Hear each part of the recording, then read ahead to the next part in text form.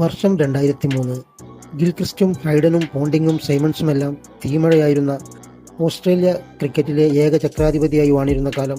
താരതമ്യേന ദുർബലരായ കെനിയയുടെ ഒരു 39-കാരൻ സ്പിന്നർക്ക് മുൻപിൽ വിറങ്ങലിച്ചു നിന്നു എന്ന് പറഞ്ഞാൽ നിങ്ങൾ വിശ്വസിക്കുമോ? 2003 വേൾഡ് കപ്പിലെ സൂപ്പർ 6 പോരാട്ടത്തിൽ ആദ്യം ബാറ്റ് ചെയ്ത കെനിയ ഓസീസ് വേഗപ്പന്തുകൾക്ക് മുൻപിൽ വിറങ്ങലിച്ചെങ്കിലും ക്യാപ്റ്റൻ ടിക്കോളയുടെ അർദ്ധ സെഞ്ചുറിയുടെ ബലത്തിൽ 174 റൺസിലേക്ക് എത്തുന്നു.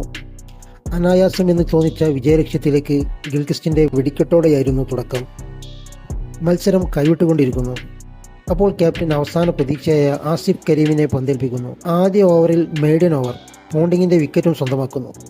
പിന്നീട് അങ്ങോട്ട് കരീമിന് മുന്നിൽ എന്ത് ചെയ്യണമെന്നറിയാതെ നിൽക്കുന്ന ഓസീസിനെയാണ് കണ്ടത്. ഒടുവിൽ അവർ വിജയിച്ചു കയറുമ്പോൾ അജയ്യനായി നിൽക്കുന്ന ആസിഫ് കരീമിൻ്റെ ഇന്നിങ്സ് അവിടെ കാണാമായിരുന്നു. 8.2 ഓവറിൽ 6 മെയ്ഡൻ ഓവറുകൾ, വിട്ടുകൊടുത്തതാകട്ടെ വെറും 7 റൺസ്. 3 വിക്കറ്റുകളും ഇതിനോടകം പിഴുതെടുത്തിരുന്നു.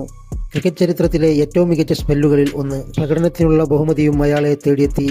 ആ കളിയിലെ മികച്ച താരമായി തിരഞ്ഞെടുക്കപ്പെട്ടു.